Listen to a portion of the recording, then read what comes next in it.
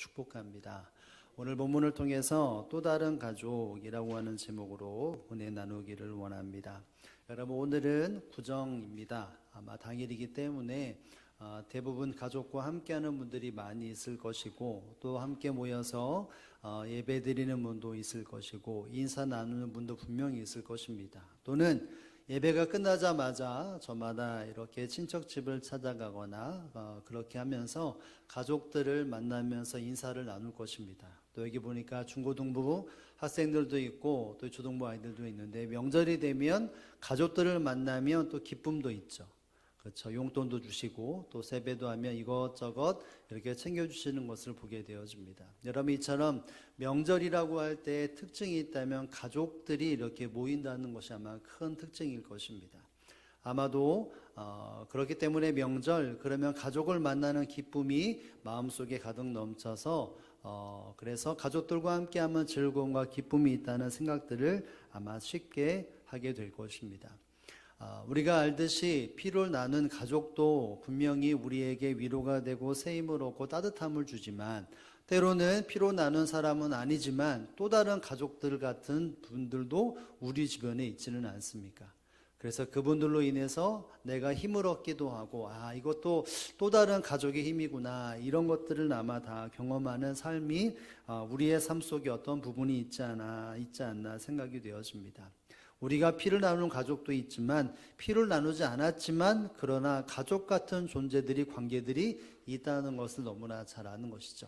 오늘 본문에도 보면 인간적인 눈으로 본다면 예수님과 함께하는 그와 같은 가족들에 대해서 이야기하는 것을 보게 되어지는데, 이 예수님이 말씀하시는 가족은 혈연 공동체, 피를 나눈 함께 자라남이 있는 가족도 있지만 그렇지 못한 가족, 또 다른 가족들이 있다는 것을 말하고 있습니다. 즉, 가족이라고 하는 것은 더 큰 울타리 속에 존재하는 공동체, 울타리라는 것을 우리에게 말해주고 있는 것이죠. 그래서 오늘 본문에 보면 예수님은 이와 같은 교훈점을 수많은 무리들에게, 사람들에게 일깨워 주시는 것을 우리는 발견할 수 있습니다. 우리 한번 31절의 말씀을 한번 이 배경을 한번 읽어보겠습니다. 31절입니다. 시작. 그때에 예수의 어머니와 동생들이 와서 밖에 서서 사람을 보내어 예수를 부르니. 아멘. 예수님의 어머니 마리아와 또 그와 함께 했던 동생들, 그러니까 예수님 이후에 요셉과 마리아가 낳았던 자녀들이 있다는 것이죠. 그들이 찾아와서 무리들에게 요청을 합니다. 예수님이 어디 있냐, 우리가 왔다라고 그렇게 전해달라라는 말을 하게 되었습니다. 예수님의 어머니 그리고 동생들, 피부치의 가족이라고 하는 그 울타리에 있는 사람들이 수많은 사람들에 쌓여있는 예수님 앞에 다가가서 가까이 할 수 없기에 사람들에게, 제자들에게, 무리에게 요청합니다. 바로 내가 예수 그리스도, 예수의 어머니이고 여기 있는 사람들이 예수의 동생들이다 라는 말과 함께 우리가 왔으니까 예수님에게 우리가 왔다는 말을 전해달라 라는 말을 하게 되었습니다. 무리들이 예수님의 가족들의 이야기를 듣고 예수님에 찾아가서 예수님, 당신의 어머니와 형제가 왔습니다 라는 이야기를 말하게 되었습니다. 아마도 이 어머니와 동생들이 왔다는 소식을 들은 이 먼저 무리들은 아마도 이 형제들이 이 어머니와 가족들에 대해서 특별한 생각을 가지고 있었을 것입니다. 이분들이 예수님의 가족이구나. 마치 로얄 패밀리처럼 우리가 우러러보고 정말 슈퍼스타인 예수님의 어머니와 형제, 이 자체만으로도 뭔가 특별한 사람들이라 라고 하는 생각을 가지고 그래서 예수님 앞에 말을 전달을 했습니다.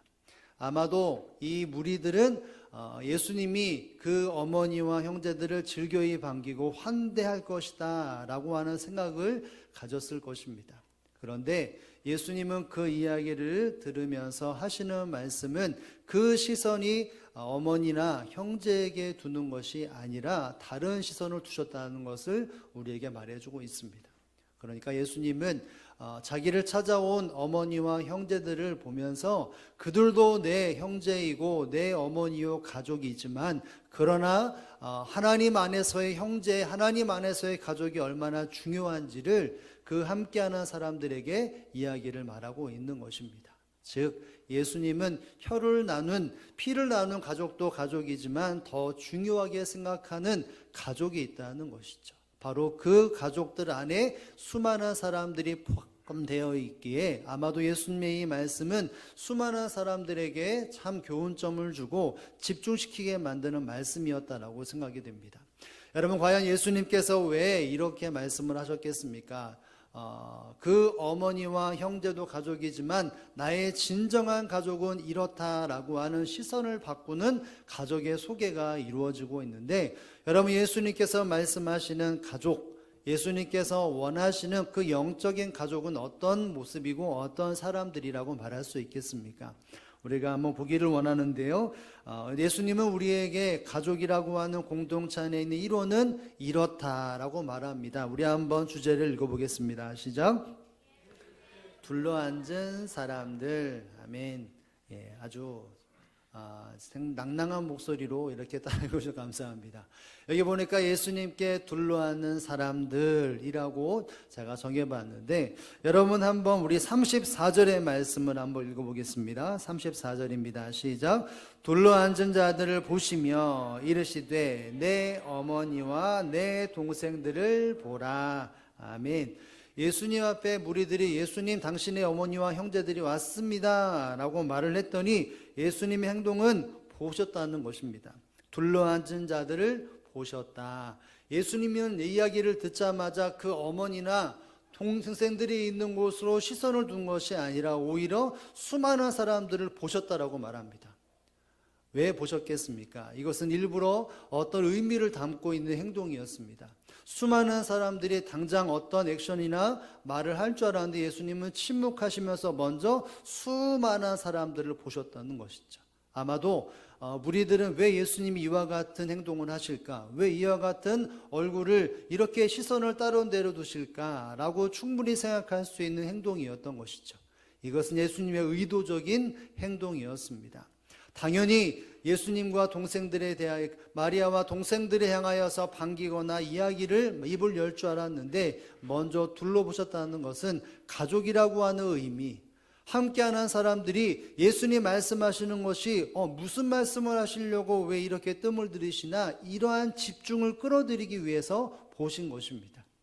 여러분, 예수님이 보신 사람들이 어떤 사람입니까? 여기 나오면 둘러앉은 자들을 보셨다라고 말하고 있습니다. 수많은 무리들이 예수님이 뭐라고 말씀하시는지에 기중을 하고 난 그 순간에 예수님은 말씀을 하시는 것이죠. 수많은 사람들을 보시면서 함께 있는 사람들, 특별히 예수님 앞에 이렇게 둘러앉은 사람들을 보면서 뭐라고 말씀하십니까? 내 어머니와 내 동생들을 보라 라고 말하고 있는 것이죠. 분명히 어머니 그리고 동생들이 있는 그 장면이 그 장소가 있음에도 불구하고 예수님은 그쪽을 말하는 것이 아니라 지금 나와 함께하는 이 모든 무리들이 나의 어머니요 나의 형제들이라 라고 말씀을 하고 있는 것입니다. 여러분, 예수님께서는 이와 같은 말씀 속에 나의 피부치의 형제도 있고 가족도 있지만 지금 내가 말하고 있는 이것도 아주 귀한 가족이라는 것을 말하고 있는 것이죠. 예수님 앞에 모여있는 수많은 사람들이 나의 가족이다, 또 다른 가족이다, 또 다른 특별한 나의 가족들이라, 너희가 나의 가족이라 라는 이야기를 하고 있는 것입니다. 여러분, 그렇다면 여기서 보면 앉아있다라고 하는, 둘러앉다라고 하는 말이 있는데 이 앉다라고 하는 말은 이런 의미가 있습니다. 무엇을 특별하게 생각하고 있는 이유를 담고 앉아있다라고 하는 의미입니다. 그냥 지나가다가 앉아 그래서 벌떡 앉는 것이 아니라 그들은 어떠한 특별한 이유를 가지고 그 자리에 앉아 있었다는 것이죠. 여러분, 과연 이 사람들이 왜 둘러 앉았다라고 생각을 할 수 있겠습니까? 바로 그것은 누군가로부터 배움이 있거나 누군가로부터 인도함을 받기 위하여 그들을 앉아 있었다고 하는 그 이유가 분명했던 사람들이었던 것이죠. 그러니까 사람들이 야 지나가다가 좀 쉬었다 가자 이런 것이 아니라 일단 앉아보자 이것도 아니십니다.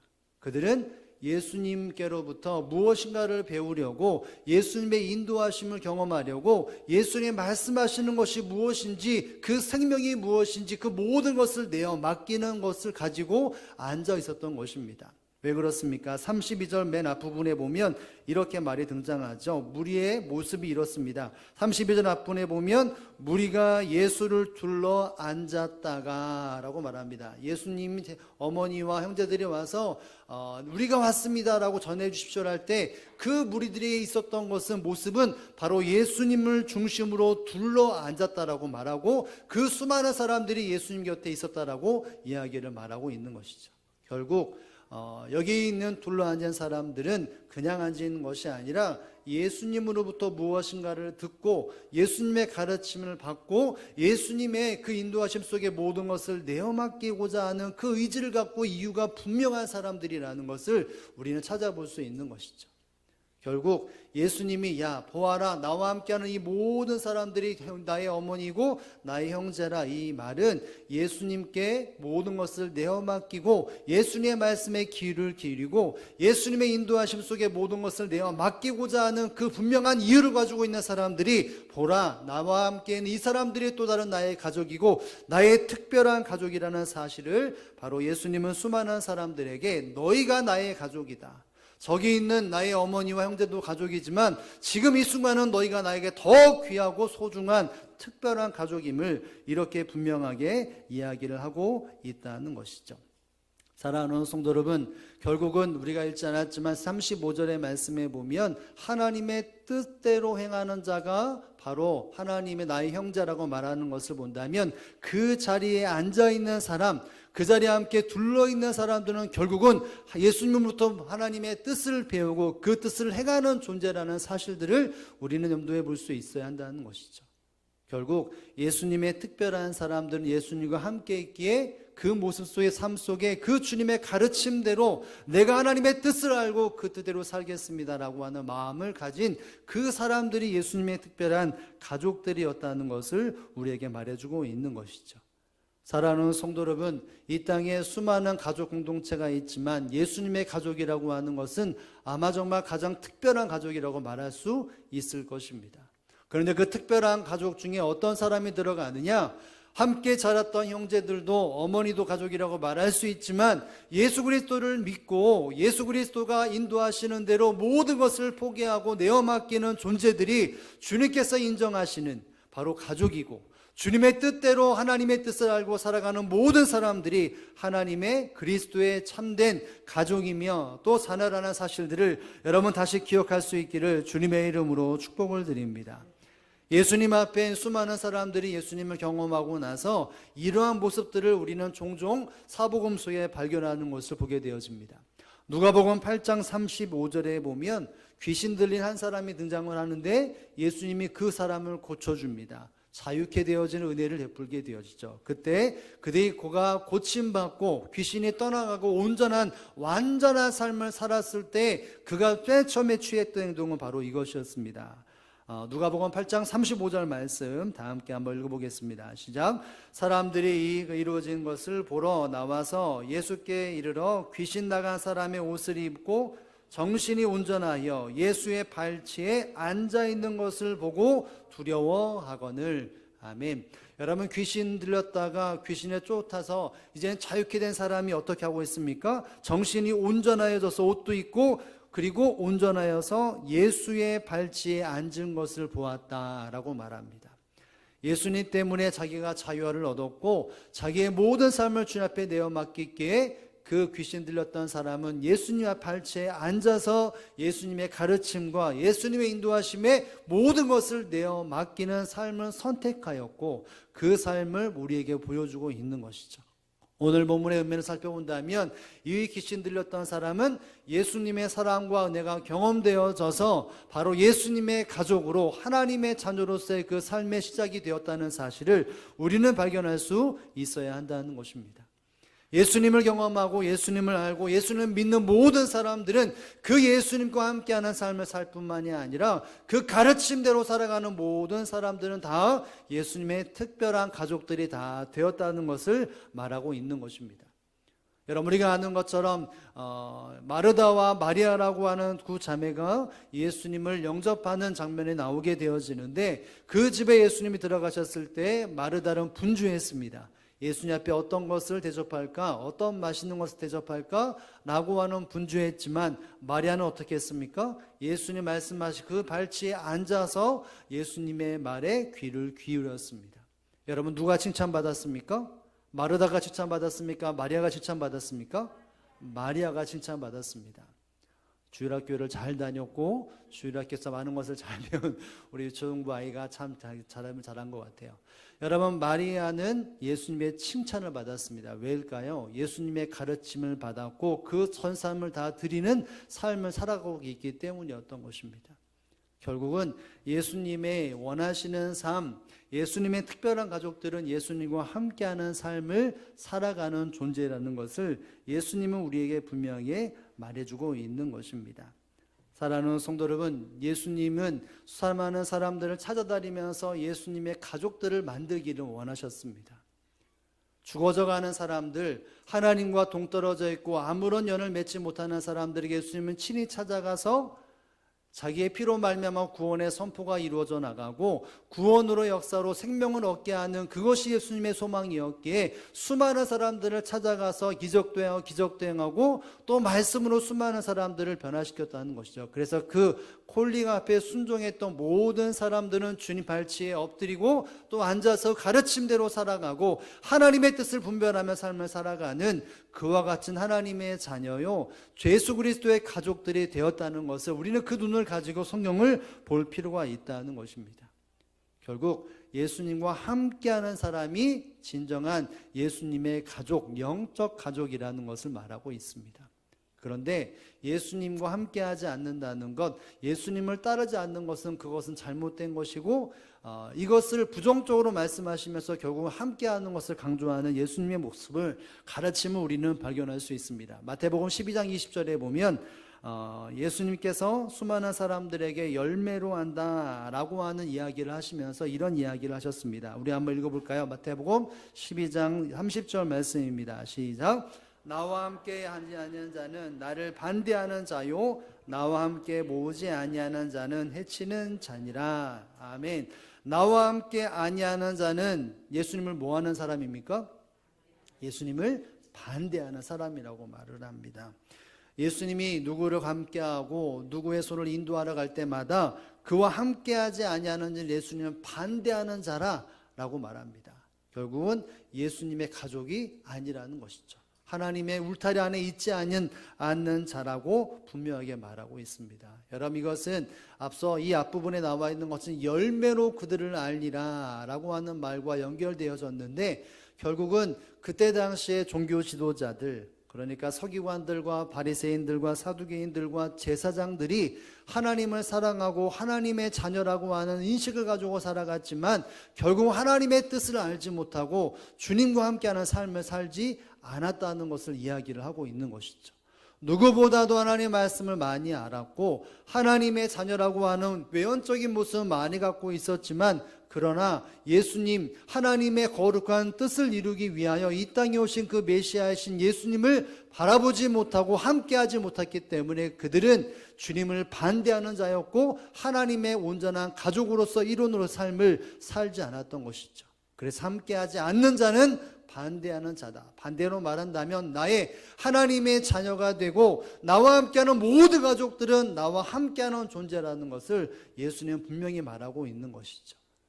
예수님의 가족들은 반드시 삶 속에 예수님과 함께하는 삶, 하나님의 뜻이 무엇인 줄 알고 그 뜻 앞에 모든 것을 내어 맡겨 인도함을 받는 존재들이 바로 예수님의 특별한 가족들이라고 예수님은 수없이 강조하고 있는 것입니다. 여러분, 근데 가만히 한번 생각해 보면 사람들이 어떤 능력과 자격이 되어져서 하나님의 특별한 자녀가 된다, 이렇게 말할 수는 없을 것입니다. 왜일까요? 여러분, 예수님의 제자들은 그래도 예수님 앞에 처음 불림받아서 예수님과 함께하는 삶을 살았습니다. 이 말을 바꿔 말하면 예수님의 가족이 되었던 것이죠.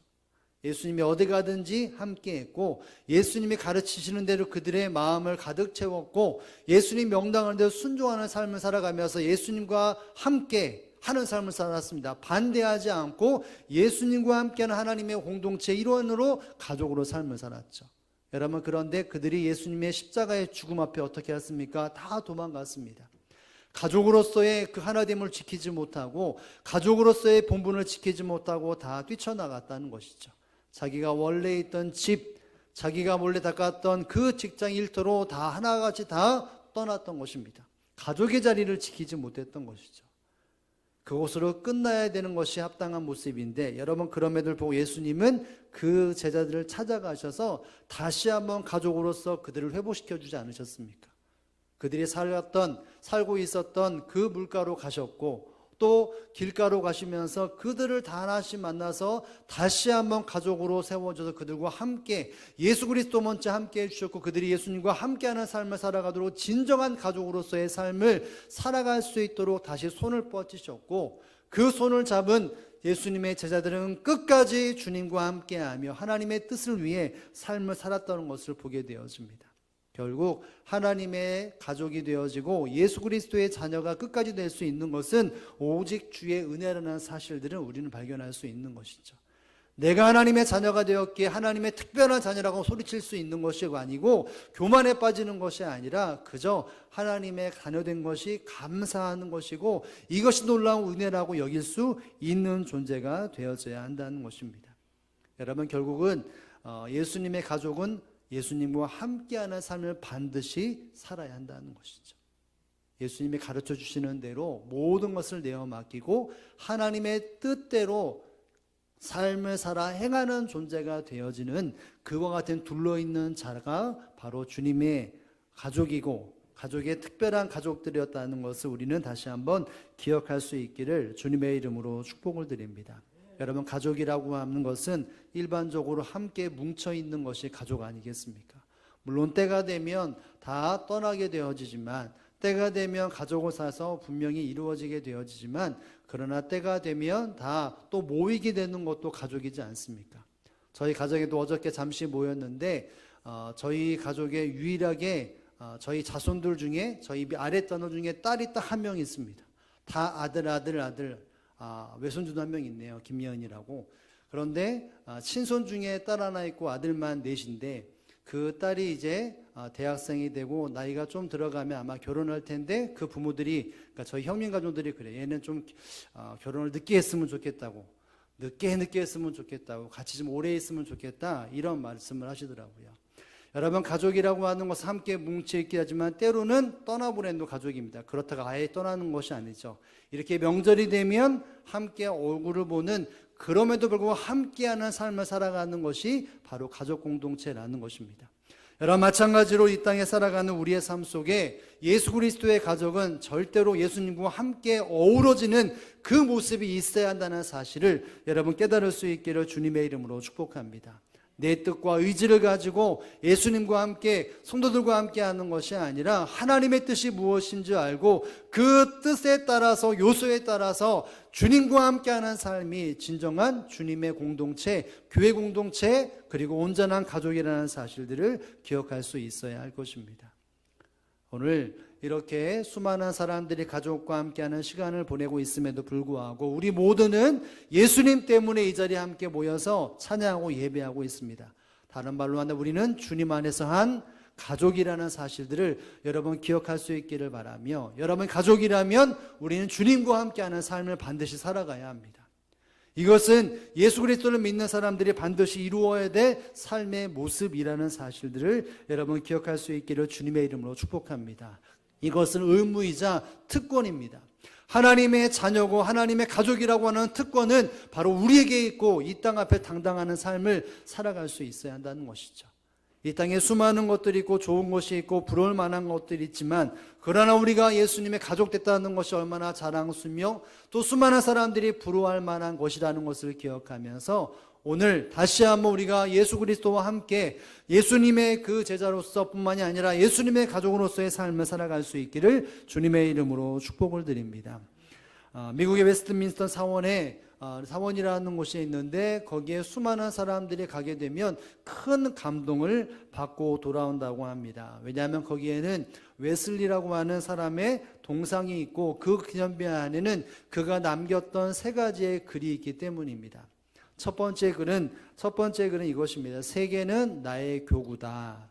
이것을 남겼습니다. 아마 여러분 중에도 이 이야기를 들으신 분도 계실 것입니다. 이 땅에 있는 모든 이 세계는 내가 하나님 앞에 받은 사명지이고 나의 사역터다라고 하는 모든 열방을 품었던 이 웨슬리라고 하는 사람의 말이 수많은 사람들에게, 믿음의 사람들에게 감동을 준다는 것이죠. 그리고 두 번째는 하나님께서는 당신의 일꾼을 땅에 묻으시나 당신의 일은 계속해서 나가신다. 시대가 흘러서 사람들이 세워지고 그 사람을 통해서 역사하셨다가 그 사람이 때가 되면 세상을 떠나지만 그 떠남으로 끝나는 것이 아니라 또 다른 사람들을 통해서 하나님의 가족들을 만들어 가시고 하나님의 뜻을 이루어 가신다는 것입니다. 하나님의 뜻은 변함이 없이 이루어진다는 것이죠. 멈춤이 없다는 것입니다. 그리고 세 번째 말은 이 웨슬리가 세상을 떠나면서 임종하면서 남긴 말입니다. 떠날 때 손을 번쩍 들고 외쳤던 말이기도 합니다. 이 사람이 뭐라고 말했냐면 마지막 세 번째 말은 이것이었습니다. 세상에서 가장 좋은 것은 하나님께서 우리와 함께 하신다는 것이다.